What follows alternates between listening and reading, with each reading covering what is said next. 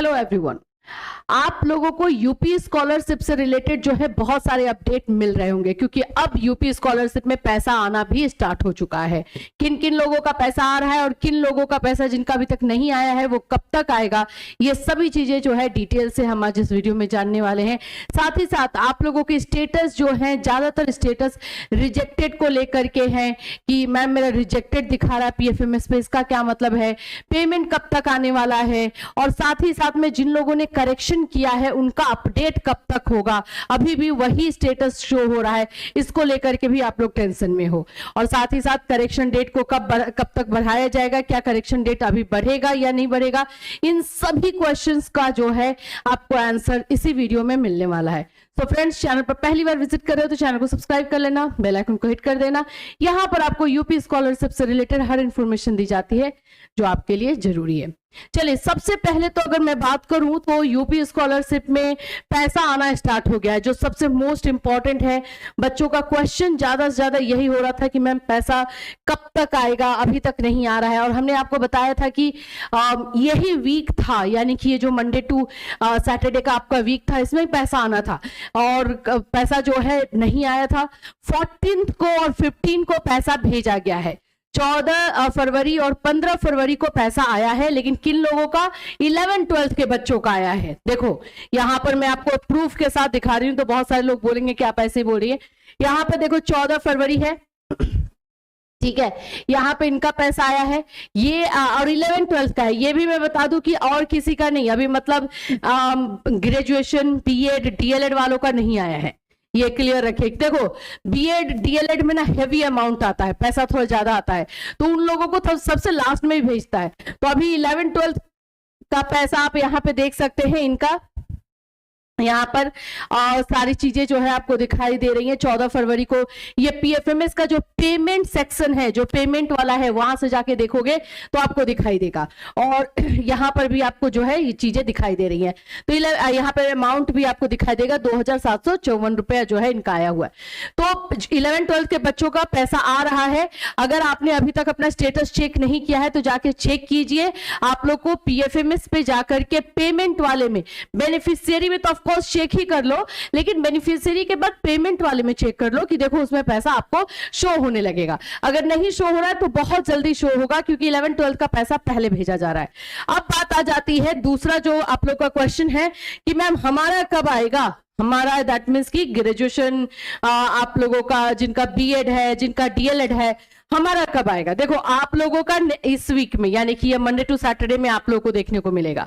और ये भी हम लोग देख रहे हैं कि कोई एक ही या दो ऐसा दिन चुना जा रहा है जिसमें ये पैसा भेजा जा रहा है। जैसे 14 to 15 फरवरी के बीच में इनका पैसा आया है।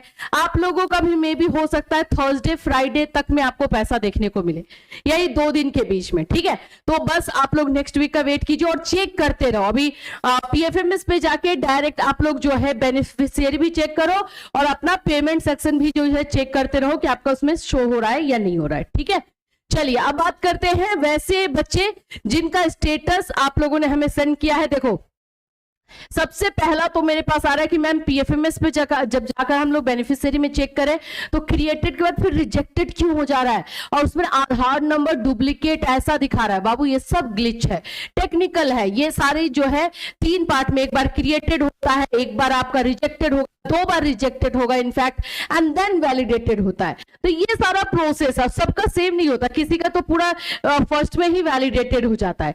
तो ये चीजें चलती हैं। देखो जैसे इन बच्चे का है, इनका मैं दिखा दूं। पहले यहां पे देखो क्रिएटेड हुआ, बेनिफिशियरी क्रिएटेड हो गया, ये अच्छी बात है कि आपका फाइनली जो है अब डॉक्यूमेंट्स जो है पेमेंट सेक्शन में पीएफएमएस के पास जा चुका है, वहां से आपका हो रहा है। तो क्रिएटेड हुआ, फिर यहां पर रिजेक्टेड आता है, स्टेटस ऑफ बेनिफिशियरी रिजेक्टेड। इससे डरना नहीं है। रीजन यहां दे देता है कि Aadhaar number already exist for same beneficiary type and scheme, glitch है, डोंट वरी, ये ऑटोमेटिक अपना जो है सही हो जाएगा। और उसके बाद एक रिजेक्टेड के बाद अभी एक और रिजेक्टेड होगा, या फिर आपका वैलिडेटेड हो, 2 में से कोई एक होगा। और फिर तीसरी बार जो है जब आपका होगा तो आपको पैसा वहां पे शो होगा, वहां पे वैलिडेटेड होना जरूरी होता है। यही वाला मैं बोल रही हूं कि आप लोग अभी बेनिफिशियरी वाला में जाके चेक कर रहे हो, ये वाला चेक कर रहे हो तो उसमें दिखाता है कि रिजेक्टेड, क्रिएटेड, रिजेक्टेड और वैलिडेटेड। जब आपका पैसा आने का चांस ज्यादा रहता है तो आपको इस पर चेक करना है। अगर आपको इसमें शो होने लगा दैट मीन्स कि पैसा बहुत जल्द आ जाएगा, मतलब विद इन 10 डेज पैसा आ जाएगा। लेकिन जिनका अभी भी डॉक्यूमेंट वेरिफिकेशन में है उनका यहाँ पे कुछ भी शो नहीं होगा। अगर नहीं होगा तो सोचो कि अभी आप में टाइम लगने वाला है। सिंपल, ये अपना भी एक फंडा जो है समझ के चलो कि आप लोगों में भी फिर टाइम लगने वाला है। तो ये बेनिफिशियरी, यही मैं आपको बेनिफिशियरी वैलिडेशन और पेमेंट का बोल रही हूँ। बेनिफिशियरी वैलिडेशन में आपका क्रिएटेड, रिजेक्टेड, वैलिडेटेड ये सारी चीजें होती हैं, और पेमेंट वाले में आपका पैसा शो होता है। इसको देखने के लिए आपको यहाँ पर अपना एप्लीकेशन आईडी डालना होता है और ये कैप्चा यहाँ पे डाल करके इसको आपको सर्च करना होता है। सिंपल, देखो यहाँ पे ये बच्चे का किया हुआ है, इनका अपडेटेड हुआ है, ठीक है। देखो क्रिएटेड यहाँ पे लिखा ही नहीं और यहाँ डायरेक्टली अपडेटेड है, और फिर इसके बाद एक बार में रिजेक्टेड होगा। इस तरह से ये प्रोसेस कॉन्टिन्यूअसली जो है चलता रहता है, और उसके बाद फाइनली चौथा जो स्टेप होता है उसमें वैलिडेटेड होना जरूरी होता है। उसमें वैलिडेटेड हुआ देन आपका जो है ओके डॉक्यूमेंट आप जो वेरिफिकेशन में था उससे वेरीफाई हो चुका है, आगे बढ़ेगा। इन चीजों का आपको समझना होगा, ठीक है। अभी देखो ये बच्चे का है, यहाँ भी इसका रिजेक्टेड आया, अब इसको भी टेंशन, मैम मेरा ना इस बच्चे का एक अच्छी चीज बताओ, यहाँ पे अमाउंट शो होने लगा, 12 अमाउंट शो हो रहा है, यानी 1212 इसका आने वाला है अमाउंट। अब इसमें भी इसको है कि यहाँ पे रिजेक्टेड हुआ, इसमें डरने वाली बात नहीं है। और इसका देखो UID does not belong to beneficiary UID, ये ऐसे ही आ रहा है, इसको सही होने में टाइम लग जाएगा और ये तुरंत आप लोगों का जो है हो जाएगा सही, ठीक है। ये प्रमोद कुमार का देखो मैम करेक्शन डेट कब तक है, अब देखो करेक्शन डेट निकल चुका। करेक्शन डेट आप लोगों का जो है कब तक था, वो आप लोगों का करेक्शन डेट था, करेक्शन डेट आप लोगों का जो था 10 फरवरी तक था, ठीक है। अब इसके बाद करेक्शन का डेट नहीं आया है। एससी एसटी बच्चों के लिए जो है तीसरे फेज में जिन्होंने अपना फॉर्म फिलअप किया, यानी कि अब जो लोग फॉर्म भर रहे हैं उन लोगों के लिए करेक्शन डेट अप्रैल में रहता है, क्योंकि उन लोगों का लास्ट डेट जो है 31 मार्च है, 31 मार्च तक वो लोग फॉर्म भर सकते हैं। तो उन लोगों का एक और करेक्शन डेट मिलता है एससी एसटी वाले बच्चों को, और वो अप्रैल में मिलेगा। तो आपके पास एससी एसटी वाले बच्चों के पास एक बार टाइम है कि अप्रैल में करेक्शन डेट आएगा तो आप कर सकते हो। थर्ड फेज का जो है करेक्शन डेट अप्रैल में रहेगा, ठीक है। ओबीसी, जनरल कैटेगरी, माइनॉरिटी, इन लोगों का टाइम निकल चुका, और करेक्शन डेट बढ़ेगा कि नहीं अभी भी कोई ऐसा चांस नहीं लग रहा है, चांस लग ही नहीं रहा है, क्योंकि करेक्शन डेट में साइट अच्छे से काम नहीं किया, लेकिन समाज कल्याण ने जो है मोस्ट ऑफ रिस्पॉन्सिबिलिटी कॉलेज को दे दी कि भाई कॉलेज लेवल से तो आप सही करवा ही लो, तो कॉलेज को जो है रिस्पॉन्सिबिलिटी मिल चुकी थी, इसीलिए करेक्शन डेट आगे बढ़ने का संभावना जो है वो कम है, मतलब ना के ही बराबर है, ठीक है। तो ये आई होप कि आपको मिल गया होगा। आप बता भी रहे थे कि आप एससी एसटी कैटेगरी के हो, तो मैं आपको बता दूं कि आपको जो है अप्रैल में एक मौका फिर से मिलने वाला है, तो उस समय आप जो है उस सही कर सकते हो। मैम 12th का है जो रिजेक्ट हो गया है और साइट पर ओपन ही नहीं हो रहा है, क्या करें? देखो जो रिजेक्शन वाला है और कभी कभी ना साइट काम नहीं कर रहा है, तो इसमें ये मत समझना कि आपके स्कॉलरशिप में कुछ प्रॉब्लम है, साइट का इश्यू है, बहुत सीरियस इस बार साइट का इश्यू चला है, पता नहीं कैसे, लेकिन इस बार साइट में बहुत प्रॉब्लम देखने को मिले हैं। तो आप 2 बार 3 बार चेक कीजिए, और रिजेक्टेड से डरिए मत, रिजेक्टेड के बाद अपडेटेड होगा, वो आपका वैलिडेटेड हो जाएगा, टेंशन नहीं लेना है, ठीक है। चलिए आगे बढ़ते हैं। ये एक बच्चे का है जिनका आ रहा है कि enrolment number marks not match.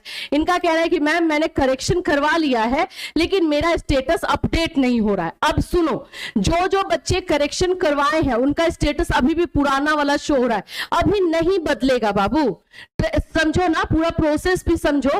15 फरवरी तक का जो है डेट था कि कॉलेज फॉरवर्ड करे, पहले 13 फरवरी था, 2 दिन एक्स्ट्रा और दिया गया, 15 फरवरी तक का जो है कॉलेज को फॉरवर्ड करने का डेट दे दिया गया था। अब ये जो है आगे बढ़ेगा, समाज कल्याण विभाग में जा रहा है, आपके डिस्ट्रिक्ट के समाज कल्याण विभाग जाएगा, वहां से फिर लखनऊ जाएगा, एनआईसी जाएगा, आप लोग का स्क्रूटनी होगा। तो ये प्रोसेस होने में थोड़ा तो टाइम लगेगा ना, आपने करेक्शन किया और इमीडिएट ऐसे हो जाए, नहीं होगा, उसको पूरा वेरीफाई होने में टाइम लगेगा। तो कब तक होगा ये क्वेश्चन पूछो मेरे से। मार्च का फर्स्ट वीक से आप लोग का अपडेशन दिखाई देगा। जिन जिन बच्चों ने करेक्शन किया है उनका मार्च के फर्स्ट वीक से जो है सही होना स्टार्ट हो जाएगा, ठीक है। किसी किसी का फरवरी लास्ट से भी स्टार्ट हो सकता है, फरवरी लास्ट वीक से भी स्टार्ट हो सकता है, लेकिन थोड़ा सा प्रोसेस स्लो चल रहा है, इसीलिए मैं मार्च बता रही हूँ कि मार्च से तो डेफिनेटली होगा। तो मार्च से आप लोग का स्टेटस में जो करेक्शन करवाए हो वो चेंज होगा, उसके पहले नहीं देखने को मिलेगा, आपको वही स्टेटस देखने को मिलेगा जो पहले था। यहां भी वही है, एनरोलमेंट नंबर वाला ही है। और इन्होंने पूछा मैम मेरा स्टेटस नॉट मैच दिखा रहा है, कॉलेज में बात की तो उन्होंने बोला कि खुद से अपडेट हो जाएगा, कुछ करना नहीं है इसमें मैम, प्लीज बता दीजिए। बच्चे का क्वेश्चन भी एकदम उन्हीं की तरह मासूम होता है।